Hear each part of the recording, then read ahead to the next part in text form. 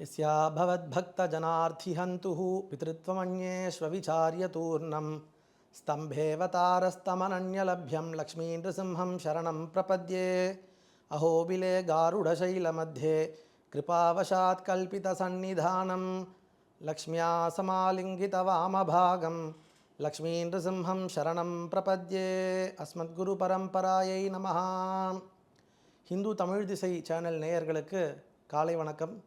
இந்த நிருசிம்ம ஜெயந்தி வைபவத்தை முன்னிட்டு இந்த நிருசிம்மாவதாரத்துடைய பெருமையையும் இந்த நிருசிம்ம ஜெயந்தியை எப்படி அனுஷ்டிக்கிறது அப்படின்ற அதோடைய விதி இது எல்லாத்தையும் நம்ம கொஞ்ச நாளைக்கு நம்ம சில மணி நேரத்தில் நம்ம அனுபவிப்போம். இதில் நிருசிம்மாவதார வைபவம் அப்படின்னு சொன்னால் ஸ்ரீயப்பதியான எம்பெருமான் சர்வேஸ்வரன் நிறைய அவதாரம் எடுக்கிறான். ஏன் அப்படின்னா எப்பெல்லாம் தர்மத்துக்கு கிளானி ஏற்படுறதோ ஒரு ஹானி ஏற்படுறதோ அதுக்கு அப்பப்பெல்லாம் பெருமாள் அவதாரம் பண்ணுறான். பரித்ராணாய சாதூனாம் விநாசாய ச துஷ்கிருதாம் தர்ம சம்ஸ்தாபனார்த்தாய சம்பவாமி யுகே யுகே அப்படின்னு சொல்லிட்டு கீதையில் பெருமாள் சொல்கிறார். எப்பெல்லாம் சாதுக்களுக்கு ஹிம்சை ஜாஸ்தியாகிறதோ, எப்பெல்லாம் துஷ்கிருத் இந்த கெட்டவர்களுடைய ஆதிக்கம் ஜாஸ்தியாகிறதோ, எப்பெல்லாம் அதர்மம் ஜாஸ்தியாகிறதோ அப்போ பெருமாள் அவதாரம் பண்ணுவேன் அப்படின்னு சொல்லிட்டு பெருமாள் அவதாரம் பண்ணுறார். இப்படி பல அவதாரங்கள் இதில் எண்ணிலடங்கா அவதாரம் பண்ணுறார். அதான் பிரதானமாக அதில் ஒரு 10 அவதாரத்தை பெரியவர்கள் நமக்கு கொடுத்துருக்கா. மத்ஸ்ய கூர்ம வராக நிருசிம்ம வாமன பரசுராம ராம பலராம கிருஷ்ண கல்கி அப்படின்ற 10 அவதாரம் கொடுத்துருக்கா. இந்த 10 அவதாரத்துலேயும் நிருசிம்ம அவதாரத்துக்கு இன்னும் முக்கியம் ஜாஸ்தி, பிராதானியம் ஜாஸ்தியாக கொடுத்துருக்கா. ஏன் அப்படின்னு சொன்னோம்னா இந்த நிருசிம்மாவதாரம் ஒரு முகூர்த்த காலத்தில் பெருமாள் என்னென்னலாம் தன்னுடைய அவதார ரகசியங்கள் இருக்கோ அது எல்லாத்தையும் பெருமாள் காமிச்சிட்டு கொடுத்துருக்கார். கிருஷ்ணாவதாரம் எடுத்த பெருமாள் 125 வருஷம் பெருமாள் இங்கே எழுதியிருந்து தன்னுடைய அவதார நோக்கத்தை மொத்தத்தையும் சமாபிதம் பண்ணிவிட்டு ஸ்ரீவைகுண்டத்துக்கு எழுதினார். ராமாவதாரத்தில் இன்னுமே ஜாஸ்தி 11,000 வருஷங்கள் ராமபிரான் இங்கே எழுதியிருந்தார். ஆனால் நிருசிம்மாவதாரத்தை பெருமாள் அவதாரம் எப்போ பண்ணார்னா ஒரு க்ஷணம் அவதாரம் பண்ணது மாத்திரம் இல்லை, ஒரு முகூர்த்த காலத்தில் மொத்த வேலைகளும் எல்லாத்தையும் முடிச்சு தர்மத்தையும் ரக்ஷணம் பண்ணிவிட்டு சாதுக்களையும் காப்பாற்றிட்டு துஷ்கிருத்தியும் அழிச்சுட்டார். எல்லாத்தையும் ஒரு முகூர்த்தத்திலேயே பண்ணிட்டார். ஆனால் அவர் பண்ணி வச்சதோடைய இம்பேக்ட் இருக்குது பாருங்க. இதனால் இன்னி வரைக்கும் எல்லாரும் அது ஆச்சரியம் அத்புதம் அத்தியுதம் அப்படின்னு கொண்டாடக்கூடிய அளவுக்கு பெருமாள் இந்த நிருசிம்மாவதாரத்தில் தன்னுடைய அவதார சேஷ்டிதங்கள் இந்த ஆச்சரியங்கள் எல்லாத்தையும் நடத்திட்டு போயிருக்கார். அப்படிப்பட்ட அவதாரம் அப்படின்றதுனால இந்த நிருசிம்மாவதாரத்துக்கு ஏத்தம். இதுக்கு முன்னாடி இந்த நிருசிம்மாவதாரத்துக்கு முன்னாடி அவதாரங்கள் மத்ஸ்ய கூர்ம வராகம் இது எல்லாமே மிருகம் அப்படின்ற ஒரு சரீரத்தை கொண்டு பெருமாள் இங்கே இந்த லீலா விபூதியில் அவதாரம் பண்ணி தன்னுடைய அவதார காரியங்கள்லாம் நடத்தி காமிச்சார். இந்த நிருசிம்மாவதாரத்துக்கு அப்புறம் இருக்கிற அவதாரங்கள் எல்லாத்துலேயும் மனுஷ சரீரத்தில் எடுத்துட்டு பெருமாள் தன்னுடைய ஆச்சரிய சேஷ்டிதங்கள் காமிச்சார். இந்த நிருசிம்மாவதாரத்தில் தான் பெருமாள் மனுஷனாகவும் இல்லை மிருகமாகவும் இல்லை, ரெண்டும் கலந்த ஒரு உருவெடுத்துட்டு நமக்கு அனுகிரகம் பண்ணிருக்கார். நரம் கலந்த சிங்கமாய் கீண்ட திரு, அப்படி நரமும் இல்லாமல் சிங்கமும் இல்லாமல் ரெண்டும் சேர்ந்து சிங்கத்துடைய தலையை எடுத்துட்டார், மனுஷாலுடைய உடம்பு எடுத்துட்டார். இப்படிப்பட்ட ஒரு கலந்த ஒரு அவதாரமாக பெருமாள் இந்த நிருசிம்மன் அப்படின்ற ஒரு பேரில் அவதாரம் பண்ணி நமக்கு அனுகிரகம் பண்ணிருக்கார். ஹிரண்யகசிபுன்ற ஒரு அசுரனுடைய துஷ்கிருத் செயல்கள் இதெல்லாம் துஷ்ட செயல்கள் எல்லாம் ஜாஸ்தியாகிட்டுருக்கு லோகத்தில். அதர்மம் ரொம்ப அதிகமாகிட்டுருக்கு. தன்னுடைய பையன் பிரகலாதன் எப்போவுமே பெருமாளையே தியானிச்சுட்டு இருக்கான், ஸ்ரீமன் நாராயணனையே தியானிச்சுட்டு இருக்கான். அப்படின்ற காரணத்தினால அவனையே அழிக்கிறதுக்கு துணியனான் ஹிரண்யகசிபு. அவனுக்கு எவ்வளவோ ஹிம்சை பண்ணி பார்த்தான் பெருமாள். ஆனால் எல்லாருக்குமே சான்ஸ் கொடுப்பார். எடுத்த உடனேவே அவர் அழிக்கிறது அப்படின்றது பெருமாள் இடத்து கிடையாது. ராவணனாக இருந்தாலும் சரி, விபீஷணனாக இருந்தாலும் சரி, யாராக இருந்தாலும் தன்னிடம் வருவா, சரணாதி பண்ணி தப்பை உணர்ந்து திருப்பியும் வந்துடுவா அப்படின்னு எதிர்பார்க்கிறார். அப்படி சான்ஸ் கொடுத்து கடைசி வரைக்கும் வரலைனா அப்படின்ற ஒரு பட்சத்தில் தான் பெருமாள் தன்னுடைய ஆயுதத்தை எடுக்கிறார்.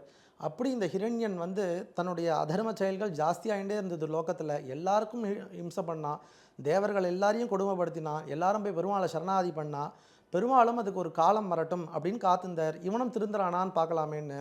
ஆனால் தன் பையன் பிரகலாதன் பெரிய பாகவதோத்தமன், தன் பாகவதனையே ரொம்ப ஹிம்சை பண்ண ஆரம்பித்த உடனே பெருமாள் பார்த்தார், சரி இது சரிப்பட்டு வரல அப்படின்ட்டு அவனுக்கு எவ்வளவோ சான்ஸ் கொடுத்து பார்த்தார். அவனுக்கு யானையை கொண்டு அவனை அழிக்க பார்க்குறான், பாம்பை கடிக்க வச்சு பிரகலாதனை கொல்ல பண்ண பார்க்குறான்.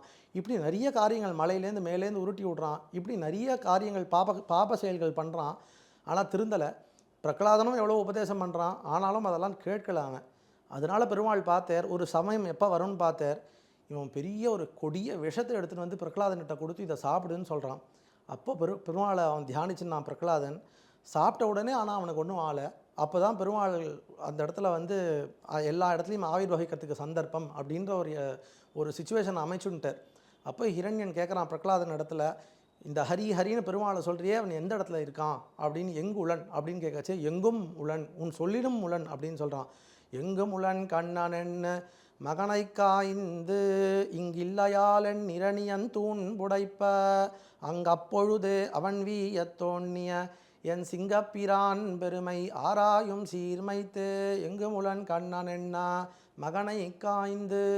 எங்கடா இருக்கான் கிருஷ்ணன் கண்ணன் அப்படின்னு கேட்கச்சு, எல்லா இடத்துலையும் இருக்கான், உன் சொல்லிலும் உள்ளன் அப்பா அப்படின்னு சொல்கிறான். அப்போ உடனே அவன் சுதாரிச்சுட்டான். சரி, இப்போ தான் நல்ல சான்ஸ், இதுக்கு இந்த லோகத்துக்கும் நம்ம காண்பிக்கலான்னு ஹிரண்யன் நினைக்கிறான். இந்த லோகத்துக்கும் காமிக்கலாம், இவன் இதெல்லாம் பொய், இதெல்லாம் இல்லை, உண்மை இல்லை, மித்யை, சத்தியம் இல்லை, காமிக்கலாம் அப்படின்ற ஒரு சான்ஸ் இதுதான் நினச்சிட்டு அவன் என்ன பண்ணுறான், அப்போ பக்கத்தில் இருக்கிற இந்த தூணில் இருக்கானான்னு கேட்டான். ஏன் அந்த தூணை காண்பிச்சான் அப்படின்னா, அவன் மாளிகையை ஃபுல்லாக செதுக்கி பண்ணதே இந்த ஹிரண்யகசிபுவே தான். அதுவும் இந்த தூணை பற்றி அவனுக்கு நன்னாவே தெரியுமா. ஏன்னா அளந்து அளந்து அளந்து அளந்து பார்த்து கட்டினான் அந்த தூணை. ஆழ்வார் சொல்கிறார், அளந்திட்ட தூணை அவன் தட்ட, அவனே அளந்து கட்டினான் அந்த தூணை. அதனால் இது உள்ளே கண்டிப்பாக போயிருக்கவே முடியாது. நிருசிம்மன் யாராலையும் இதுக்குள்ளே போயிருக்க முடியாது, எந்த பெருமாள்னாலையும் போயிருக்க முடியாது, எந்த மனுஷனாலையும் போக முடியாதுன்னு அவனுக்கு அவ்வளோ கான்ஃபிடென்ஸ். அப்படிப்பட்ட தூணை அவன் தட்ட அவனேன்னு தட்டினானான். ஏன்னா வேறு எங்கேயாவது யாராவது தட்டி விட்டாள்னா, வேறு ஏதாவது இடத்துல தேவையில்லாமல் தட்டி விட்டோம் அங்கேருந்து யாராவது வந்துட்டாள்னா அப்படின்ற ஒரு காரணத்தினால அவன் என்ன பண்ணானா, அவனே கையால் தட்டினானா. இப்படி தட்டின உடனே அங்கேருந்து பெருமாள் ஆவிர்பவிச்சார். ஆச்சரியமான ஒரு ரூபம். சத்யம் விதாத்தும் நிஜபிருத்ய பாஷிதம் வியாப்திம் ச பூதேஷ்வகிலேஷு சாத்மனः அதிருஷ்யதாத்யத்புத ரூபம் உத்வஹன் ஸ்தம்பே சபாயாம் ந மிருகம் ந மானுஷம் ந மிருகம் ந மானுஷம். மிருகமும் இல்லை, மனுஷ சரீரமும் இல்லாமல் ஒரு கலந்த ரூபத்தை, நரசிங்கமாக ஒரு ரூபத்தை பெருமாள் எடுத்துன்னு வந்தானா. அந்த ஸ்தம்பத்துலேருந்து எடுத்துன்னு வந்து பல ஆச்சரியங்கள் அந்த இடத்துல நடத்தி காமிச்சான். தான் யாருன்றதையும் காமிச்சான். கிருஷ்ணாவதாரத்தில் பெருமாள் சொல்கிறான் அர்ஜுனனுக்கு, உனக்கு நிறைய ஜென்மாக்கள் இருக்குடா அர்ஜுனா, ஆனால் அது எல்லாமே உன்னுடைய பாபம் புண்ணியம் அப்படின்ற கர்மாதீனமான எடுத்த ஒரு பிறவி. ஆனால் என்னுடைய ஜென்மாக்கள்லாம் இருக்குது பாரு, நான் அவதாரமாக எடுக்கிறேனத்தை, அது தான் பெருமாள் நினச்சி அதை தன்னுடைய இச்சையினால், தனக்கு இந்த அவதாரம் எடுக்கணுன்ற ஒரு இச்சையினால் பெருமாள் எடுக்கிறார். லோகத்தை ரக்ஷணம் பண்ணணுன்ற ஒரு காரணத்துக்காக பெருமாள் இந்த அவதாரங்கள்லாம் எடுக்கிறார். அப்படி ஜென்ம கர்மச்சம் திவ்யம்னு இவனுடைய பெருமாளுடைய அவதாரமானது திவ்யமான அவதாரங்கள் எல்லாம். அப்படின்றதுக்காகவே மற்ற மனுஷாலாம் பிறக்கிறதுனா மனுஷ சரீரத்தை எடுத்துக்கணும், இல்லை மிருக சரீரத்தை எடுத்துக்கணும். பெருமாள் சொல்கிறார், என்னுடைய திவ்யமான அவதாரன்றதுனால நான் மிருகமும் இருக்கணும், மனுஷனும் இருக்கலாம், எப்படி வேணால் நான் அவதாரம் எடுக்கலான்ற தன்னுடைய சுவாதந்திரியத்தை அந்த இடத்துல காமிச்சார் பெருமாள். இது ஒரு முக்கியமான ஒரு ரகசியம் பெருமாள் காமிச்சார் நிருசிம்ம அவதாரத்தில். அதே போல் 2 பிருத்தியர்களுடைய வாக்கு காமிச்சார். சத்தியம் விதாத்தும் நிஜ பிருத்திய பாஷிதம்னு சொல்கிறார் இந்த இடத்துல. தன்னுடைய பிருத்தர் யார் அப்படின்னா, அந்த தானவ சிசுவான பிரகலாதன்.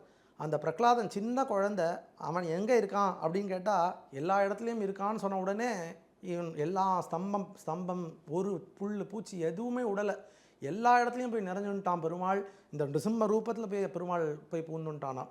அப்படி தன்னுடைய அந்த தானவ சிசு சின்ன குழந்தை கேட்டுதுன்றதுக்கோசரம் பெருமாள் அவதாரம் பண்ணார். நினச்சிருந்தா பெருமாள் அங்கேருந்தே ஸ்ரீவைகுண்டத்துலேருந்தே இந்த ஹிரண்யகசிபுவை வதம் பண்ணிருக்கலாம். ஆனால் அப்படி பண்ணலை. இவனுடைய வார்த்தையை சத்தியமாக்கணும், பொய்யாகக்கூடாது அப்படின்றது தான் பெருமாளுக்கு மெயின் ஒரு இன்டென்ஷனாக இருந்தது. இந்த பிரகலாதனுடைய வார்த்தை எப்போவுமே பொய்யாகக்கூடாது, தன் பக்தனுடைய வார்த்தை பொய்யாகக்கூடாது அப்படின்னு காமிக்கிறதுக்காக பெருமாள் அந்த இடத்துல எல்லா இடத்துலையும் வந்து நிறைஞ்சி இருந்து அவதாரம் பண்ணானோ. இன்னொருத்தர் யார் அப்படின்னா பிரம்மா தான் ஹிரண்யனுக்கு எல்லா வரத்தையும் கொடுத்தார். இந்த பகல்லையும் அவனுக்கு மரணம் ஏற்படாது, ராத்திரிலையும் ஏற்படக்கூடாது, கிரகத்துக்கு உள்ளேயும் வரக்கூடாது, வெளியிலையும் வரக்கூடாது, ஆகாசத்துலேயும் இருக்கக்கூடாது, பூமியிலும் இருக்கக்கூடாது, ஆயுதங்கள்னால இருக்கக்கூடாதுன்னு இப்படி பல வரங்கள் கேட்டு வாங்கிட்டான். இப்போ அவருடைய வாக்கியும் மெய்ப்பிக்கணும். ஏன்னா பிரம்மாவோட வாக்கியும் பொய்ப்பிக்கக்கூடாது, அவரும் தேவதைன்றதுனால அவருடைய வாக்கியும் மெய்ப்பிக்கணும் அப்படின்னு பெருமாள் முடிவு பண்ணார். அதனால மனுஷனும் இல்லை, மிருகமும் இல்லை, அப்படி ஒரு சரீரம் எடுத்துட்டார். கிரகத்துக்கு உள்ளேயும் இல்லை, வாசல்லையும் இல்லைன்னு நடுவில் படிக்கட்டில் இருந்தார். பகல்லையும் இல்லை, ராத்திரியும் இல்லைன்னு சாயங்காலம் அந்த பிரதோஷ காலத்தில் பெருமாள் அவதாரம் பண்ணார். இப்படி ஒரு அவதாரத்தில் ஒரு ஆச்சரியத்தை காமிச்சார். ஆயுதங்கள்னால தான் நான் வதம் பண்ணக்கூடாதுன்னு சொல்கிறேன் அப்படின்னு தன்னுடைய 5 நகங்களையே ஆயுதமாக எடுத்துட்டார். பஞ்ச ஆயுதங்கள் எல்லாத்தையும் தியாகம் பண்ணிட்டார். அந்த பஞ்ச ஆயுதங்களுடைய சொரூபமாக தன்னுடைய நகத்தையே வச்சுன்னு பெருமாள் வதம் பண்ணார் ஹிரண்யனை. இப்படிப்பட்ட ஆச்சரியங்கள் எல்லாத்தையும் நடத்தி காமிச்சு லோகத்துக்கு நிறைய விஷயம் சொல்கிறார். இந்த திவ்யமான ஜென்மம் எப்படி அப்படின்ட்டுன்னு தான் நினச்சதுன்னா, தான் அவதாரம் பண்ணதுனால அந்த ஸ்தூனுக்கு பிதாமகின்ற ஒரு ஸ்தானத்தை கொடுத்தார். ஏன்னா அந்த தூண் வந்து இந்த பிரம்மாதிகள் தேவதைகளுக்கெல்லாம் இவன் அப்பாவாக இருக்கிறதுனால அந்த தூண்லேருந்து இவன் கர்ப்பம் தரித்து வந்ததுனால அந்த தூணுக்கு பிதாமகி ஸ்தானத்தை கொடுத்தார். ஆனால் இவர் யாருன்னா இந்த அவதாரத்தில் பித்ருத்வம்ன்ற ஒரு ஸ்தானத்தை யாருக்குமே கொடுக்கலையாம். பித்ருத்வம் அந்நேஸ்வவிச்சாரிய தூர்ணம் ஸ்தம்பேவதாரஹா, ஸ்தம்பத்துலேருந்து அவதாரம் பண்ணார். யாருக்கும் பித்ருத்வம்ன்ற ஸ்தானத்தை கொடுக்கல. ராமன் வந்து தசரதனுக்கு கொடுத்தார். இப்படி ஒரு அவதாரத்தில் கொடுத்தா மாதிரி இந்த அவதாரத்தில் கொடுக்கல. ஆனால் தான் நினச்சி இந்த ஸ்தானமே இல்லாமல் இந்த தூணுக்கு ஸ்தம்பத்துக்கு வந்து பிதாமகின்ற ஸ்தானத்தை கொடுத்தார் பெருமாள். இப்படிப்பட்ட ஆச்சரியங்கள் எல்லாத்தையும் நடத்தி இந்த தர்மத்தை வந்து சம்ரக்ஷணம் பண்ணார். அந்த இடத்துல வந்து துஷ்கிருத்தான ஹிரண்யவதம் நடந்தது. சாது பரித்ராணம்னு பிரகலாதனையும் காப்பாற்றினார். அதை போக சரணாகதனான பிரகலாதனையும் ரட்சித்தார். தேவதைகள்லாம் சரணாதி பண்ணால் அவளையும் ரக்ஷணம் பண்ணார். இப்படி தர்மத்தையும் ஸ்தாபித்தார். இந்த அவதார நோக்கம் எல்லாத்தையும் சமாபித்தம் பண்ணி ஒரு முகூர்த்த காலத்தில் பெருமாள் ஸ்ரீவைகுண்டம் எழுதிட்டார். இப்படிப்பட்ட ஆச்சரியமான லீலைகள் எல்லாம் நமக்கு நடத்தி காமிச்ச இந்த நிருசிம்ம அவதாரம் ரொம்ப பிரதானமாக பெரியவா எல்லாருமே கொண்டாடியிருக்கா. எல்லா ஆச்சாரியால் திருமத்தஸ்தாலும் ஆதிசங்கர பகவத்பாதர், ஸ்ரீ ராமானுஜர், மத்வாச்சாரியர்னு எல்லா ஆச்சாரியாலும் இந்த நிருசிம்மனை கொண்டாடாதவாறே கிடையாது. ஆதிசங்கர பகவத்பாதர் நிருசிம்ம கராவலம்ப ஸ்தோத்திரம்னு ரொம்ப ஆச்சரியமாக இவர் விஷயமாக ஒரு கிரந்தம் பண்ணிருக்கார். அப்படிப்பட்ட நாதனை நரசிங்கனை நவின்னேத்துவார்கள் உழக்கிய பாத தூளிப்படுதலால் இவ்வுலகம் பாக்கியம் செய்ததேன்னு ஆழ்வார் சொல்கிறார். இந்த நிருசிம்மனுடைய அடியவர்கள் இந்த லோகத்தில் அவருடைய பாத தூளி படுறதுனாலே இந்த லோகம் பவித்திரமாகிறது, பாக்கியம் பெறுறது அப்படின்னு சொல்லிட்டு ஆழ்வார்கள்லாம் கொண்டாடக்கூடிய ஆச்சரியமான நிருசிம்ம அவதாரம். இந்த நிருசிம்ம அவதாரம் பண்ண காலம் எப்போ அப்படின்னா வைசாக மாதம் சுக்லபக்ஷத்தில் சதுர்தசி திதியில் பெருமாள் அவதாரம் பண்ணார். அன்றைக்கி சுவாதி நட்சத்திரமாக இருந்தது. இந்த நிருசிம்ம ஜெயந்தி அதை முன்னிட்டு எப்போவுமே வைசாக மாதம் அப்படின்றது சித்திர மாதம் வைகாசி மாதம் ரெண்டுத்தோடைய அமாவாசைக்கு நடுவில் இருக்கிறதுக்கு வைசாக மாதம்னு பேர். அந்த மாதத்தில் இருக்கக்கூடிய சுக்லபக்ஷத்தில் வரக்கூடிய சதுர்தசி திதி அன்றைக்கி தான் நிருசிம்ம ஜெயந்தியை நம்ம அனுஷ்டிக்கிறோம். இன்னைக்கு இந்த நிருசிம்ம ஜெயந்தி நமக்கு ஏற்பட்டிருக்கு. நிருசிம்ம ஜெயந்தி கொண்டாடக்கூடிய ஸ்தலங்கள் எங்கெங்கெல்லாம் பெருமாள் எல்லா இடத்துலையும் இருக்கார். பெருமாள் இந்த நிருசிம்மன்றவர் எல்லா இடத்துலையும் வியாபிச்சிருக்கார். சுவாமி நிகமாந்த மகாதேசிகன்ற ஆச்சாரியர் ரொம்ப ஆச்சரியமாக இதை கொண்டாடுறார். ஒரு தானவ சிசு கேட்டானேன்றதுக்கோசரம் நீ அவதாரம் பண்ணியப்பா நிருசிம்மா. அன்றைக்கி அந்த ஒரே ஒரு ஸ்தம்பத்துலேருந்து அவதாரம் பண்ண, மீதி எல்லா ஸ்தம்பமும் நிருசிம்ம கர்ப்பமாக இன்னி வரைக்கும் இருக்குது. ஏன்னா அதுலேருந்து பெருமாள் ஒன்றும் வெளில வரல. அந்த ஒரே ஒரு தூண்லேருந்து தான் வெளில வந்தார். மீதி எல்லா தூணும் கர்ப்பம் தரிச்சுட்டு இருக்கான் அந்த நிருசிம்ம கர்ப்பத்தை. பக்தஸ்ய தானவசிஷோ பரிபாலனாய பத்ராம் நிருசிம்ம குஹணாம் அதிஜக்முஷஸ்தே ஸ்தம்பைக வர்ஜம் அதுனாபி கரீஷனோனம் திரைலோக்கியமே தது அகிலம் நரசிம்ம கர்ப்பம். இந்த மொத்த லோகமும் நரசிம்மன் கர்ப்பத்தில் வச்சுட்டு இருக்கு. அப்படிப்பட்ட எம்பெருமான் பிரதானமாக அஹோவில க்ஷேத்திரத்தில் தான் நடத்தி காமிச்ச அந்த லீலைகள் பூர்த்தியாக அங்கே சேவை சாதிக்கிற மாதிரி பெருமாள் நவநாரசிம்ம க்ஷேத்திரம் நநாரசிம்மாத் அதிகச்சதேவோ ந தீர்த்தமன்யத் பவனாசனின்ற தீர்த்தம் அங்கே. அந்த தீர்த்தத்தை காட்டிலும் விசேஷமான தீர்த்தம் இல்லை அப்படின்னு சொல்கிற அவ்வளோ புண்ணியம் அந்த தீர்த்தத்தில் ஸ்நானம் பண்ணால். அந்த க்ஷேத்திரத்தில் 9 நரசிம்மனா பெருமாள் ரூபத்தில் சேவை சாதிக்கிறார். ஜுவாலா ஹோவில மாலோல குரோட காரஞ்ச பார்கவாக யோகானந்த சத்ரவட்ட பாவனோ நவமூர்த்தயா அப்படின்னு 9 மூர்த்திகளை அங்கே நிருசிம்மன் சேவை சாதிக்கிறார். ஒவ்வொரு மூர்த்திகளுக்கும் ஒவ்வொரு சரித்திரம், ஒவ்வொரு கதைகள் இருக்குது. அப்படிப்பட்ட க்ஷேத்திரத்தில் பிரதானமாக எழுதியிருக்கார். இங்கே தமிழ்நாட்டில் நமக்கு சோழசிம்மபுரம்ன்ற ஷோலிங்கரில் பெருமாள் யோகா நிருசிம்மனும் சேவை சாதிக்கிறார். அதே போல் எல்லா திவ்ய தேசங்களையும் திருநீர்மலையில் பெருமாள் சேவை சாதிக்கிறார். திருநாங்கூரில் 5 நிருசிம்மன் பஞ்ச நிருசிம்ம க்ஷேத்திரம்னே பேர், அங்கே பெருமாள் சேவை சாதிக்கிறார். அதே மாதிரி ஆந்திரா எடுத்தால் மொத்தமே நிருசிம்ம க்ஷேத்திரம் தான். அது 5 பிரதானமான மங்களகிரி, யாதவாத்ரி அப்படின்னு 5 யாதகிரி குட்டா அப்படின்னு 5 இடத்துல பெருமாள் நிருசிம்மனாக சேவை சாதிக்கிறார். திருமலையில் பெருமாள் மலையப்பன் சன்னதியில் நிருசிம்மன் சேவை சாதிக்கிறார் யோகா நிருசிம்மனா. இப்படி எல்லா இடத்துலையும் நிருசிம்மன் சேவை சாதிக்கிறார். எல்லா கோவில்களையும் இன்னி வரைக்கும் பெருமாளுக்கு திருவாராதனங்கள் நடக்கிறது. அப்படி இன்றைக்கி இந்த நாள் நம்ம இந்த பெருமாள் விஷயமாக கொண்டாடுவோம். எப்படி இந்த பெருமாளுக்கு இன்றைக்கி பூஜை பண்ணுறது அப்படின்னா, கார்த்தால உபவாசம். நிருசிம்ம ஜெயந்தி கார்த்தால எப்போவுமே சாப்பிடக்கூடாது. உடம்பு முடியாதவா இல்லை அசக்தாலாக இருக்கிறவாளுக்கு அதுலேருந்து ஒரு எக்ஸம்ஷன் கொடுத்துருக்கு. ஃபுல்லாக அன்னமாக சாப்பிடாம ஏதோ பலகாரங்களோ இல்லை ஏதாவது நீராகாரம் இல்லை பழங்கள் இப்படி ஏதாவது கஞ்சி இந்த மாதிரி ஏதாவது ஒரு ஆகாரம் கார்த்தால சாப்பிட்டுக்கலாம். சாயங்காலம் அந்த பிரதோஷ காலத்தில் ஸ்நானம் பண்ணிவிட்டு பெருமாள் சன்னதியில் யதாசக்தி எவ்வளோ முடியுமோ பெருமாள் விஷயமான ஸ்தோத்திரங்கள் பண்ணி அவருக்கு பூஜை பண்ணணும். இப்படி எல்லாம் பண்ணி எப்பவும் நிருசிம்மா அப்படின்னு சொல்லிட்டு பெருமாளுடைய நாமத்தை இன்றைக்கி ஃபுல்லாக சொல்லணும். நாடி நாடி நரசிங்கா நரசிங்கா நரசிங்கா எண்ணு அப்படின்னு நம்ம ஸ்தோத்திரம் பண்ணோம்னா கண்டிப்பாக நிருசிம்மன் நமக்கு அனுகிரகம் பண்ணுவான்.